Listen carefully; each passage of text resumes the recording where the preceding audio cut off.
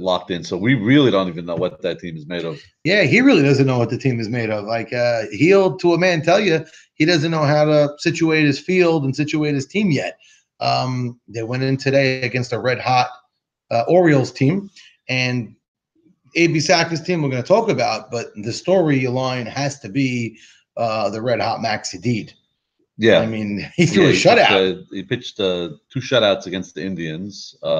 People are going to put an asterisk next to that one, but still, it is a couple of shutouts against some talented players.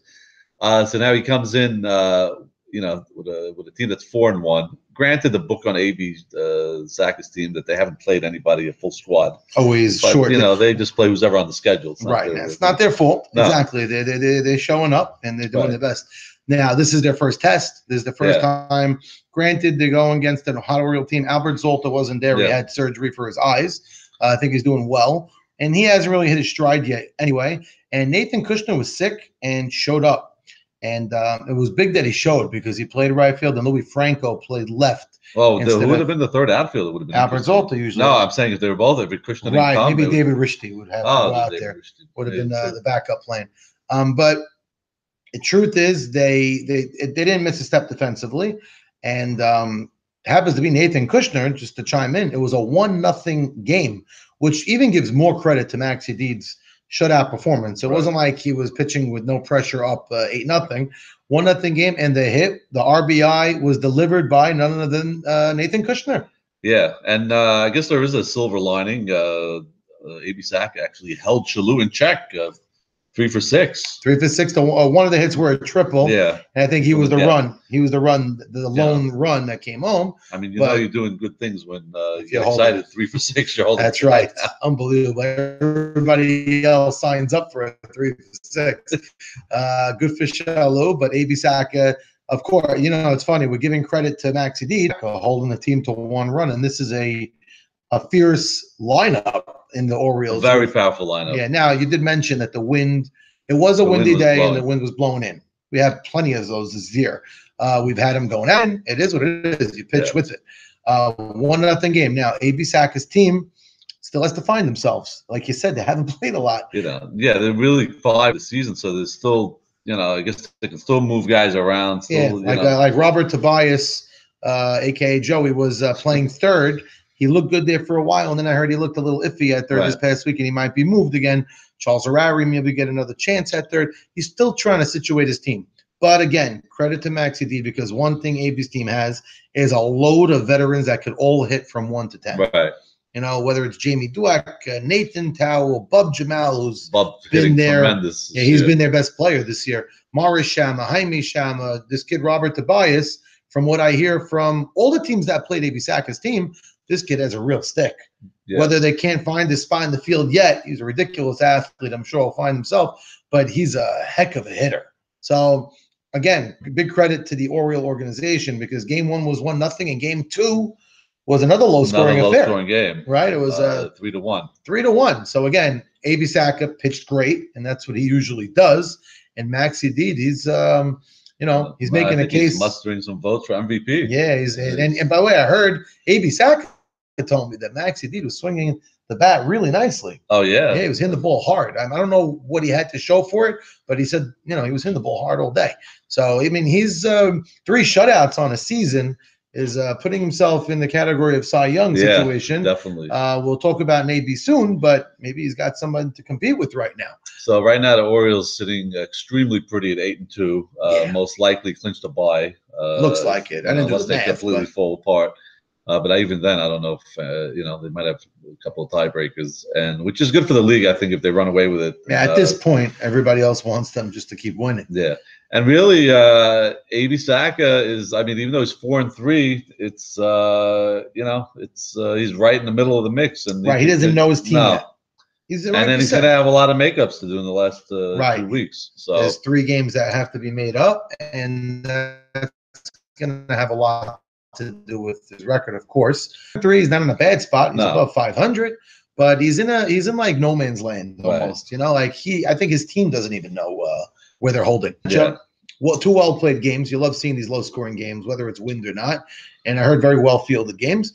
And then we shoot over to, believe it or not, the matchup that didn't look as sexy on paper. No, ended up it's a Z-Pack versus the 0-7 Indians, and we both predicted a sweep. We might even predicted a couple no hitters for AB. But I think you want to laugh. I actually picked a split over here because I said AB Cohen was going to come to and that he pitch, did, and he did, and I heard he was really tribute to the Indians that all 12 members show up this week, and they really battled for a couple of games. I mean, they showed you if you come with your full team, they're still a team, man. They're not a team you could sleep on. They're 0-7. It's not cool, but you mentioned also in past shows, one of their 0-7s was because Mo Mala and AB Cohen is their first and fourth round pick. Well, the first 2 weeks, neither one showed up. Neither one showed up. So what do you expect? I mean, we have it's man up, and next man up has to perform, and I guess that didn't work for them, but they're not as bad as their record indicates them to be. No. And game 2 showed that. Game 1 was a 5-1 game, and I heard that was more of a ho-hum, Z-Pack took the victory type of thing. I mean, 5-1 wasn't a blowout, but I guess Navy was, clicking, and, 5 runs was more than enough for them, and that's it. The storyline I heard in game 2, game 1 as well, but more in game 2, was the phenomenal leather being flashed by the shortstops. John Eliezer has been playing a great defensive shortstop, and I've heard from multiple sources that Zach Ashkenazi was on another level defensively. Yeah, and he was playing not just playing great, but in key spots late in the game when guys on base and making big plays, full diving stops. And there was one play. Sam Cohen, Buka, the little Buka's father, I saw him and he was telling me the guy legit made a full layout dive to the outfield grass, jumped back up and rifled the guy at first, and it wasn't a slow runner. By the way, David Buka Cohen hit his first career home run in the YSL. Nice shot left field. Monster shot at Coors Field. But it's funny. Coors, it was a shot. Yeah, it was a shot. It was Coors, but the scores, and talking to both teams, Coors Field didn't really. I think the condenser was on. Yeah, the balls maybe the wind also. Could be. It was a big, it was a big home run. They were losing 2-1. I think. He tied it up. He tied it up. That's clutch. Yeah. So this game anyway ended. The Indians took a 3-2 lead into the 7th inning, and the bottom of the order was up, and AB Cohen walked. I believe the leadoff guy. I think it was number 8 hitter. That hurts. And I think they said even walked the number 10 hitter. So, it was a couple of guys on the bottom of the order. He was pitching really well, but maybe got a little tired towards the end of the day. So they had 2 guys on and 2 outs, and little Nathan Matesh was up. And so they did record 2 outs. Yeah. So they're still 1 out away. Yeah, 1 out away from getting that elusive first win. Right. And we saw Nathan's play was on video. Yeah. He had a nice shot. He had a nice shot between first and second. Yeah. And I don't recall who was playing second base either. I know A.B. Salem was at first. Yeah. And Eddie Michon was getting on the back. Getting the Gatorade for the players. I think they were more speaking to Marty. They said they were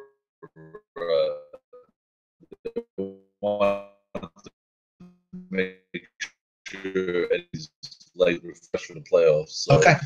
So they were keeping him, and could have sweep been maybe it could have been second. Could have been on second base. So anyway, they tied it up 3-3, and then subsequently went ahead 5-3. Wow. More runs. 2 out runs. Yeah. All 2 out runs. They died Indian in the 7th inning. That's clutch. And tied it up on a Mo Mala double with 1 out. And actually Eliezer was on deck. He had a fly ball to right, moved the runner over to third. By the way, it's a 1 out runner on second. Eliezer, inarguably right now, probably their best hitter, right? Do you walk him? Right. A lot of people would choose to put him on, create a force. Why make it your best guy beat you type of thing? And they don't want any of that. Yeah. He's like, give me your best. And I guess he flew him out. I mean, the runner moved over, but the runner moving over there doesn't mean much with 2 outs.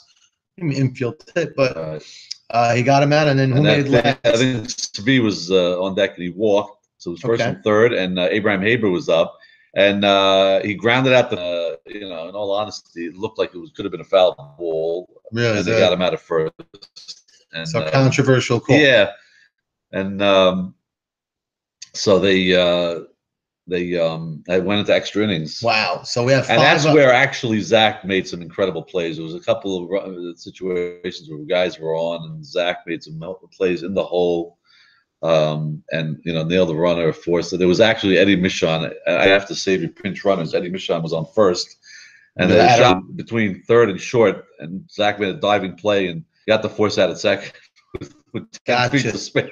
Wow, I hear you. I mean, I'm sure the ball was hit hard also. Yeah, it was, but it was like deep in the hole. Okay. I mean, and they scored 4, I guess, in the top of the 10th. And that was it for the victory. Sayonara there. So 9-5. So they battled, and they showed that they're here to sign in. It's always good for the league. And a huge win for the Z-Pack, because split at 5-5, you're right in the middle of the pack. Right, and this is their first sweep of the season. Yeah. And Navy never lost game 1. But this is his first game 2 victory of the year. That's a pretty cool stat, actually. And Iowa, Dweck didn't play the field. I think he started in left field, and he pulled a groin playing hockey. And I think they're looking into his contract. He might get docked some money because he's playing another sport during the season. But he ended up playing left field, and Jackie and Ruby Shehebar, a name that we keep bringing up. Short center. As the short center. And I don't know. I think he's going to get some playing time. He's finding his way into that field. Well, he definitely, taking. Well, it depends. Avi was in left. Avi might go back to short center now. Buka was in the infield for some time, but that's when Jackie Heber was away. They have a lot of moving parts, which is good because guys are always missing. Yeah. Avi's nursing an injury now. I'm sure he's better now. He iced it. He played. He'll be back. But just, as the season goes, a lot of time it's a war of attrition. Right. And you need your team healthy going into the stretch run. So the way the standings work, Z-Pack are sitting pretty now at 6-4. 6-4. Indians 0-9. But amazingly enough, our chief statistician, Jamila Malak, has brought out a scenario where the Indians are mathematically still alive for the spot. Now, well, I figured it out, and it's a little slim. It's basically Moses can beat Shalou in a race. Okay. So someone shot Shalou in both his legs. Okay, no. I think it could be a close one even at that point, but that's what it is. But honestly, it's not even far-fetched. It's not crazy written down. We'll start off. Obviously they have to win out. So that would mean 5 games. Right, that would mean I have to give week. Obviously, they have to win out. The catch-22 here that makes it a little weird. They would need the Raw organization to go 1-5 the rest of the way, not 0-6. Right, 1-5, and the 1-1 can't be next week. Right. Obviously, that would be a problem. And then they would need Ali Marshall and Jamila Malak's team to 0-4. Yeah, and they have to win out. So not crazy scenario now, because I think all these 3 teams obviously still play, right? They play each other. Yeah. Meaning I played Ali's team already. Yeah. And they need me to win a game against somebody. I forgot. Well, you still have Adi Saka. You have Lockett. They need me to beat Lockett, and or they'll need me to beat somebody, like, because they need me to have that one win. But either way, they are, like you said, mathematically alive. I guess. And I honestly, if you're 0-9 and still mathematically alive, that's all you can ask for. I don't know if you can ask for anything more. And obviously, they lose one more game, the conversation ends. Right, it's over. So, but it's interesting to know that there is, It's always good to know. So now we have next week's matchups. Some predictions that people, always laugh to see. So if you can remember, we don't have a paper. Now let's see. You have Max Sutton's Raw. Right. I'm going against A.B. Cohen and Jack Jamal organization and the Indians. Right. I don't predict my own games. I'm just going to say we're not looking at their record, because assuming they come with a full squad, they could play. They just battled Navy Z-Pack very well. So I'm hoping we're going to be very prepared. And I'm hoping to take 2. Our scouts are also saying, that A.B. Cohen is making a play for next year, so he's got a lot to. He wants to play next year. He wants to come back. Right. He does want to come back. He made it clear. He said if someone would, if I'm on the drafted, fine, and he'll understand it. But he wants to be on the draft. Want to go in the first 2 rounds. I guess he knows his age, but he still could pitch, and nobody's going to doubt that. And guess what? This past week, game 2, he pitched into. I know he's still a pitcher in this league, but the rumor has it out there that he does not want to hang him up after this year. Well, A.B. Cohen in the 4th round, A.B. Cohen in the 1st round. That's two different things. That's a very big difference. Huge difference. Now, did he tank a year on purpose? How do you at 57, 58 years old is giving up a year, right, of softball? At 58, how many more years at your best do you have? It could be it just worked out the way it did. But yes, he does want to continue. He does not want to go on a sour note like this. Right. Like this. And also, brilliant Hall of Fame career. And last week, there was never a winless team. No. So nobody wants to be that team. Nobody. You want to be that team that, you're the guys that when the no wins, it wins. So they're going to all come to play. Especially when the eligible bachelorettes won a game. You don't want to be. You don't want to be that. No. So, but they're definitely a lot to play for the last 5 games. Yeah, and, pride is big. Yeah. And one thing we should talk about the Indians, I think Mo Mallett solidified himself as a center fielder. I think that's his. He's playing well out there. I heard this past week he wasn't as amazing as he was 2 weeks ago.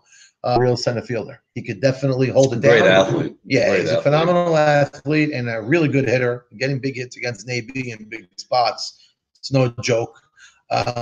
He's a force. He's only going to get better and better. He's young. He's 21. 21. So he could be an all-star in this league, and grabbing a center field position, that's not easy to come by. No. So he's a future. I played with him last year, won the championship with him at third base. Yeah, and he was an integral part. He's one of those guys usually in situation. I think also once he gets his bat, gets a consistent bat. Right now he goes in streaks. I mean, he could hit the ball 400 feet. Right. Then he'll pop up a couple times, but he'll get better with that. 100%. I'm a big believer in Mo Mallett. Are you missing anybody this week? I am not missing anybody. I may have a guy or two having to leave early. It all depends. But I think I have a full squad. Right. Okay. So, I see Raw winning 2 games this week. But I think they're going to be very hard fought. I don't think they're going to be. I don't doubt it. Even though they've had like 2 or 3 mercies, I don't think it's going to be one of them this year. But when A.B. Cohen's on the mound, it's hard to think it's going to be an easy game. It's very rare. So we're up for the challenge, and we're looking forward to play these guys. And I hope we come out on the better side both times. I know he's trying to make an impression on you, so he might, throw in the extra to draft him next year. Extra I don't know. Juice. If he pitches too good, I might draft him in the first round. Right. So anyway, on to the next matchup. Who do we have now? We have who do we say? Oh, so Allie's team is going against them bums. We're back to the April 29th matchup right now. So Allie's now this is not a situation where you want Allie's team coming off at 4 and 6, playing them bums. Just making sure I'm right about that matchup. Is that correct? Sounds Allie's team sounds good. I hope we're right. Otherwise, our predictions be nothing. But Allie's team against them bums. It's a major matchup. Allie's team is 4 and 6. Yeah, going. It came off, I think, to a man. They'll tell you. As we mentioned, the Ducks really took it to them. But you got to figure it's like also bad timing for Allie to have them bums coming off a sweep, and them bums had a matchup where they didn't look good. But there was a week where Jacobati wasn't there. Jeffrey Saka was coming from a party in his suit. He pitched with dress shoes on, weird stuff. This was their real team last week, and things didn't go well. So, you got to imagine. I hear that the batting cage is going to be open at 5:30 in the morning Sunday, and Chucky has mandatory the team being there before 6. So they're praying Vatikin, and they're going to be there ready to smoke. And they have a simulated guy throwing just like Jimmy. So it's going to be it's definitely not going to be easy for Jimmy to win too. Now I go usually in a way saying that I can't give splits. Right. So I'm going to give them bums 2 right now. I'm going to have to agree with you on this one. And, them bums, I think Chucky's going to have them, refocused this week. And And I don't know. I just think it's it could be a little unraveling there in the A's. I think there's a mix because there's been like strife in the clubhouse a little bit in the A's organization. I've heard some very strong personalities there. And they're clashing a little bit. And you know what? They looked great game 1 last week against the Raw team. Game 2, they had a lead and they sort of sat back. Right. And they, tough loss. And guys like Jimmy and Ike Mavora haven't swung the bat literally because they got intentionally walked quite a few times and they might be antsy to swing. Let's see what Jeffrey does to them. I'm giving the nod to them bums because of Jeffrey's veteran poise on the mound over Jimmy over here also. So let's see. Yeah. That's our call. And if it happens to be correct on that, they're going to be in serious trouble at 4. That would be rough. That would be not dead in the water, not dead, but rough. Listen, if the Indians are still alive, you're going to be exactly 4-8. Very true. But it's. I mean, it also it's a tough lineup. Jeffrey's going to have to go up against. So it might be. And Nathan Zolta, Mabruk, by the way, had a baby. I think we mentioned it earlier in the show. Had a baby girl. He'll be back. Yeah, and they were missing. And he's missed it 2 weeks in a row. He's right. He hasn't played. So having his bat, they might roll out the red carpet for him. They lost 3 out of 4 without him. So maybe he'll be that spark plug for them. But nonetheless, I'm calling them bums. Yeah, no, I agree with you on this one. So let's see. Locked In is playing. Who do you remember? Well, I know it's the Orioles against the Ducks. Okay, so Locked In. We'll get to this one team we didn't talk about. I don't know why I can't. So Z-Pack then will be Locked In. There you go. Yeah. So Locked In Z-Pack. It's a fun matchup. Okay. Well, let's talk about the other one. So the Orioles are playing the Ducks, which is a great matchup right now. 2 red hot teams. That's a lot of fun. It's first and second place teams right now. Was it really the Ducks? It's 6-4. Wow. They're tied with the. They tied with Z-Pack. By the way, they're right up there. They went from being in trouble at 2-4. Yeah. To to in the middle of nowhere being riding high. And again, we've mentioned a bunch of times the question marks on this Ducks team was never the defense at all, but it was always their offense and the acquisition of Harry Braha. He scuffled early. He's starting to tear it up. And Eric Greenberg and Benny Rishti and Jigga Jamal, these are the names that we knew that were there. They're coming with some key hits. So credit to him, but they're going against a really hot, loose Orioles team. Red hot O's, and doesn't look like they're going to be slowing down anytime soon. And there's no love lost. Are we there? Yeah, there's been some pitching controversy lately with rules. So I'm calling, and maybe I'll say 3 times the charm. I think Sonny and ABJ either love me or hate me. Because I think the last 2 weeks I picked them to get swept. So maybe they want us to pick them up. They want to pick against them again. And they swept both times. And I don't know if they use my name in their chat, screw Max, let's win, or they don't care. But I'm calling the O's to continue their magic carpet ride right now. I think they're playing with less pressure. They're rolling. The question mark is, but Jordy Rameld, I heard, has a hairline fracture. Oh, really? In his foot. And he's walking around with a boot. But from what I hear, he's going to play. If he can't play short, they do have somebody 5 feet away from him who I'm sure can handle the position very well. What his name happened to be? Steven Shalou is the name. So if he's not feeling well, Jordy, I feel like they're not in trouble defensively. They have Steven Shalou right there. So that's why I'm still giving the O's the nod because they do have a deep lineup.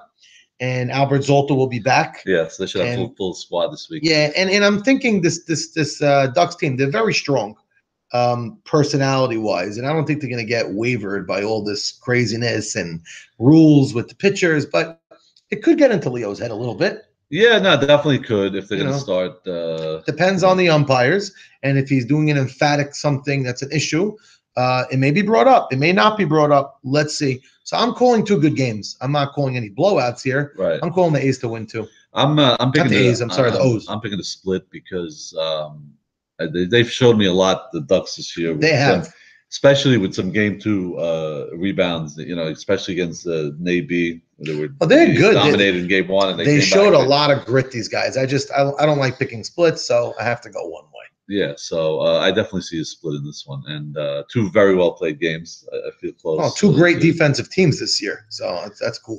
So yeah, and also I think I think there's no pressure on the Orioles, so might be a little lax. Maybe they'll lay back in game 2. That could be after game 1 they get a little too comfortable because they sort of clinched the bye. Yeah, that could be, but I'm still. But also, the Ducks, they might take the rivalry with JT a little too. They could overdo it. Yeah, a lot of pressure there, but. Now the last matchup. The last matchup we said Z-Pack versus Locked In. We said Locked In coming out with a sweep, and it's not really a guy you want to go up against when you get swept. Maybe, yeah. And now you scored one run in 2 games. And now it's not like the pitching got any easier. No. It's Navy might be looking. See, Navy might be looking at that and saying, if anything you can do, I can do better. To Maxi D type of thing. You want to one up me and throw a shutout. So, and from what I hear now, Jamie Dweck will not be here. Really? Yeah. Center field. So Bub Jamal might move to center. Yeah, maybe Robert Bat. That's a bad. I don't think I've ever seen Bub in center field. Like I'm sure he can handle. I'm sure he can do it. But again, forget about the fielding aspect of it. Jamie Dweck's bat is one of their big power. That's not a bad team hitting wise, but not a team that's noted to have big power. And he's one of them. So I'm calling Navy to win too, and I'm being Jamie a big part of it. I agree with you on this one. But AB's gonna have that team ready, and they're gonna. Oh, that's for sure. AB's always ready, and he's gonna gut it out with everything that he has. That's for sure. He lays it all out on the line. That's for sure. So we'll maybe I'll say 2 close games because I don't see Navy, the Z-Pack, the Zach's team really hitting AB much. I don't see it. I think AB is really going to come and bring it and match pitch for pitch with Navy. But I see 2 close, low-scoring games that Z-Pack's going to be on the better side of. Right.